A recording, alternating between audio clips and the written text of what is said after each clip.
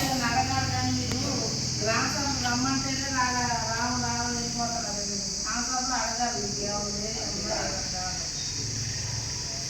ఈరోజు గ్రామ సభ ఎందుకు పెట్టామంటే మీకు ఆధార్ కార్డు, క్యాస్ట్ సర్టిఫికేట్లు, ration card, Ayushman card, PM Kisan డబ్బులు ఎవరికన్నా రావట్లేదు అనుకో, అట్లాంటి వాళ్ళు ఈ పథకాలు ఎవరైనా రాలేని వాళ్ళు ఉంటే ఇక్కడ అప్లై చేసుకోవాలి.